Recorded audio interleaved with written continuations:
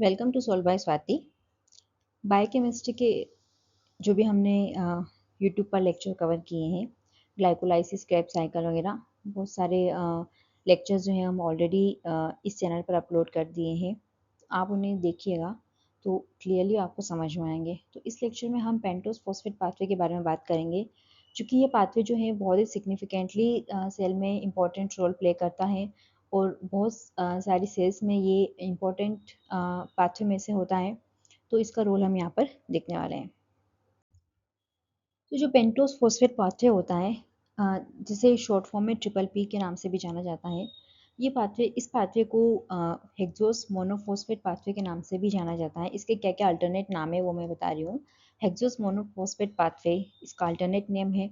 दूसरा है फॉस्फोग्लूकोनेट पाथवे। तो ये दोनों ही फॉस्फेट पेंटोस फॉस्फेट पाथवे का नाम है। अब इस पाथवे का नाम पेंटोस फॉस्फेट क्यों रखा गया है? तो यहाँ पे 5 कार्बन शुगर का फॉर्मेशन होता है, फॉस्फेट शुगर का फॉर्मेशन होता है, जिस वजह से इसका नाम दिया गया है पेंटोस फॉस्फेट। पेंटोस मतलब 5 कार्बन शुगर को पेंटोस कहा जाता है और उसमें फॉस्फेट भी इंक्लूड होता है, इसीलिए यहाँ पर इसे पेंटोस फॉस्फेट पाथवे कहा जाता है। अब ये पाथवे क्यों चलता है, इसका क्या सिग्निफिकेंस है और कहाँ चलता है, हम इसे थोड़ा डिटेल में देखेंगे। जैसे हमने ग्लाइकोलाइसिस को स्टडी किया, जो कि ग्लूकोज ऑक्सीडेशन का प्रोसेस है, ग्लूकोज को ब्रेकडाउन का प्रोसेस है, वैसे ही सेल के अंदर यहाँ पर pentose phosphate pathway alternate pathway चलता है। जैसे ग्लूकोज को ग्लाइकोलाइसिस में हमने देखा था कि ग्लूकोज जो है यहाँ पर ग्लूकोज जो है उसका कन्वर्जन होता है पायरुवेट में। तो जो ग्लूकोज है यहाँ पर, ग्लूकोज से फर्स्ट स्टेप जो होती है ग्लाइकोलाइसिस में, वो होती है ग्लूकोज से कन्वर्ट होता है ग्लूकोज 6 फॉस्फेट। ये जो फर्स्ट स्टेप होती है ग्लाइकोलाइसिस में, इसी को आगे जो ग्लूकोज 6 फॉस्फेट है, इसी को यहाँ पर पेंटोस फॉस्फेट पाथवे में ये जो ग्लूकोज 6 फॉस्फेट बना है, इसे ही यहाँ पर आगे इस रिएक्शन में यूज किया जाता है। उस देखते हैं कि सेल इस पाथवे को यूज करके क्या बनाती है, क्या इसके प्रोडक्ट है, उन प्रोडक्ट का सिग्निफिकेंस क्या है। तो यहाँ पर जो है पेंटोस फॉस्फेट पाथवे, ये पाथवे 2 फेज में कंप्लीट होता है। पहला हो गया ऑक्सीडेटिव फेज। ऑक्सीडेटिव फेज ऐसा यहाँ पे रिएक्शंस होता है जो कि इरिवर्सिबल होगा, मतलब कि अगर ग्लूकोज 6 फॉस्फेट जो ग्लाइकोलाइसिस का इंटरमीडिएट है, वो अगर पेंटोस फॉस्फेट पाथवे में इंक्लूड होता है, तो अब यहाँ से रिएक्शन बैकवर्ड नहीं जाएगी। ये रिएक्शन डायरेक्ट फॉरवर्ड डायरेक्शन में मूव करेगी, यहाँ से बैकवर्ड ये रिएक्शन नहीं जाएगी। तो यहाँ पे सेल इंश्योर करती है कि अगर ग्लूकोज 6 फॉस्फेट इस पाथवे में इंक्लूड हो रहा है, तो उसे वापस बैक न जाए भेजा जाए, इसे फॉरवर्ड ले जाया जाए और ऐसे मॉलिक्यूल का सिंथेसिस किया जाए जो कि सेल के लिए बहुत ही इंपॉर्टेंट है। तो हम यहाँ पर देखेंगे कि सेल इससे क्या बना रही है।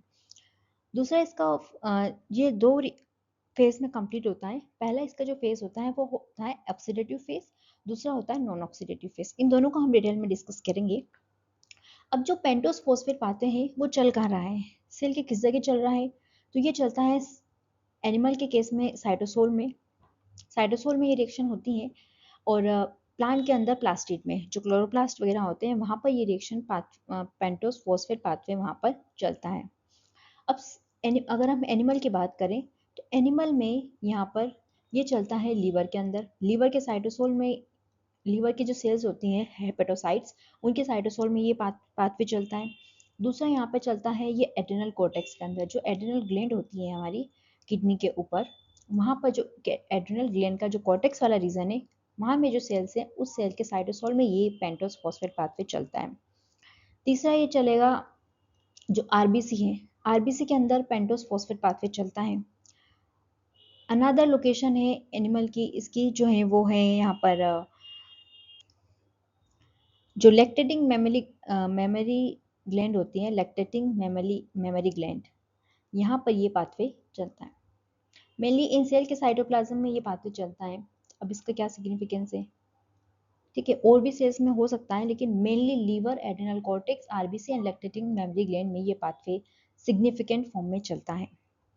हम यहाँ पर बात करें इसके ऑक्सीडेटिव फेज की, तो हमने बात करी कि जो ग्लूकोज से बनने वाला ग्लूकोज 6 फॉस्फेट है, वो यहाँ पर रिएक्शन में इंटर करता है फर्स्ट ऑक्सीडेटिव फेज के अंदर, जहाँ पर ग्लूकोज 6 फॉस्फेट डिहाइड्रोजनेज एंजाइम के प्रेजेंस में यहाँ पर एक रिड्यूसिंग पावर NADPH के फॉर्म में जनरेट होती है, और ये ग्लूकोज 6 फॉस्फेट यहाँ पर इस एंजाइम के प्रेजेंस में कन्वर्ट कर दिया जाता है 6 फॉस्फो ग्लूकोनोलैक्टोन। अब ये 6 फॉस्फोग्लूकोनोलेक्ट्रॉन कन्वर्ट होता है ग्लूकोनोलेक्टोनेस एंजाइम के प्रेजेंस में 6 फॉस्फोग्लूकोनेट with the help with the breakdown of water. अब 6 फॉस्फोग्लूकोनेट जो है वो अनादर एंजाइम 6 फॉस्फोग्लूकोनेट डिहाइड्रोजनेस के प्रेजेंस में कन्वर्ट होता है राइबुलोज 5 फॉस्फेट जो कि एक 5 कार्बन फॉस्फेट शुगर है और यहाँ पर एक NADPH जो रिड्यूसिंग पावर है वो भी यहाँ पर बनती है। दूसरा यहाँ पर अगर हम नॉन ऑक्सीडेटिव फेज की बात करेंगे तब हमें यहाँ पर क्लियर समझ में आएगा, तो हम नॉन ऑक्सीडेटिव फेज को भी यहाँ पर देखते हैं। पेंटोस पेंटोस फॉस्फेट पाथवे का जो सेकंड फेज है ऑक्सीडेटिव फेज, उस ऑक्सीडेटिव फेज में जो फर्स्ट फेज में राइबुलोस फॉस्फेट 5 फॉस्फेट जो 5 कार्बन शुगर बने हैं उसके थ्री मॉलिक्यूल्स इस रिएक्शन में एंटर होते हैं और कन्वर्ट होते हैं टू ग्लूकोज 6 फॉस्फेट में 2 मॉलिक्यूल ऑफ ग्लूकोज 6 फॉस्फेट जो कि इस रिएक्शन का सबस्ट्रेट था, वापस वही बनता है और दूसरा बनता है ग्लिसरॉल्डिहाइड 3 फॉस्फेट। अब ग्लूकोज 6 फॉस्फेट जो बना वो यहाँ से फर्दर ग्लाइकोलाइसिस में एंटर हो सकता है क्योंकि ग्लाइकोलाइसिस का इंटरमीडिएट है, राइट। दूसरा ग्लिसरॉल्डिहाइड 3 फॉस्फेट एंड ये भी ग्लिसरॉल्डिहाइड 3 फॉस्फेट है, वो यहाँ पर ग्लाइकोलाइसिस में एंटर कर सकता है।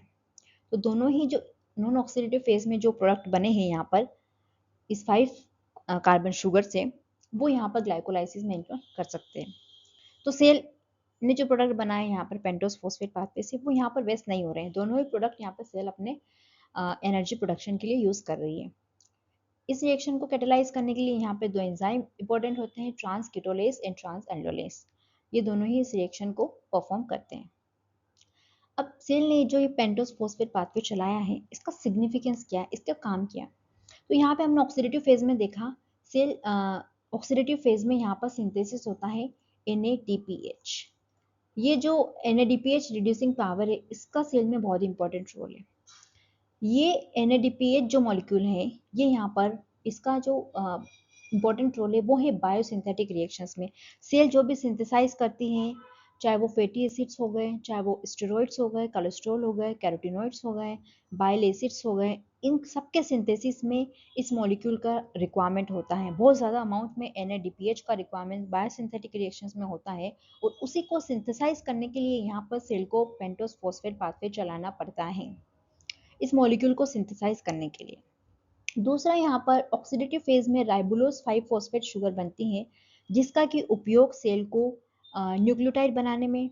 न्यूक्लियोटाइड किससे बनेंगे, यहाँ पर 5 कार्बन शुगर के रिक्वायरमेंट होती है जिसका प्रिकर्सर यहाँ पर राइबुलोज 5 फॉस्फेट होता है।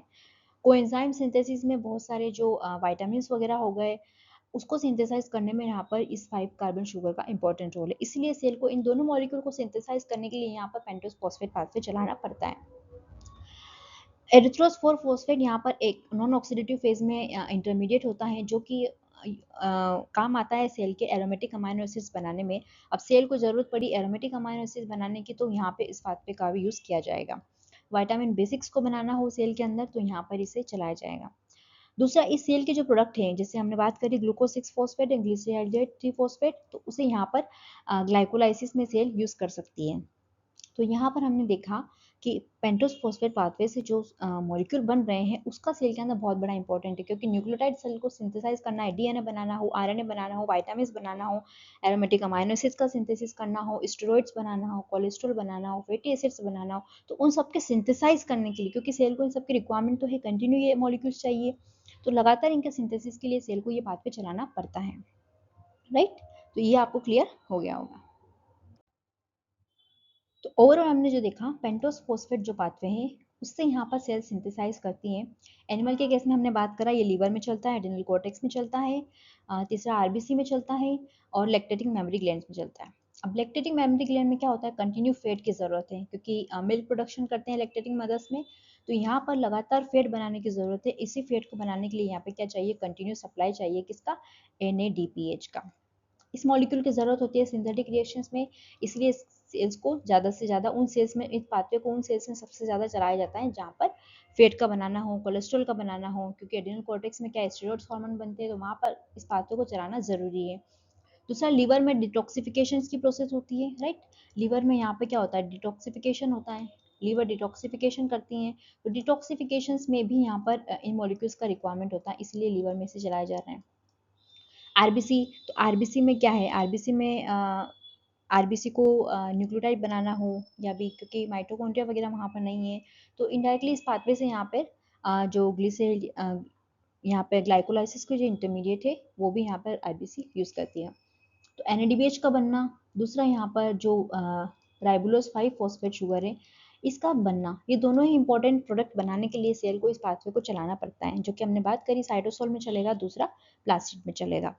तो पेंटोस फॉस्फेट पाथवे का ये इन ब्रीफ पूरा डिटेल में आपको एक्सप्लेन कर दिया है, बहुत ही इंपॉर्टेंट है। डायरेक्ट यहाँ से पूछा जाता है कि ये पाथवे कहाँ चलता है, एनिमल सेल्स में कहाँ चलता है, इसके प्रोडक्ट क्या बनेंगे और उसका क्या सिग्निफिकेंस है, ये सारी चीज़ें यहाँ पर क्लियर हो गई होगी। So thank you for watching this video. Subscribe Solve by Swati. Thank you.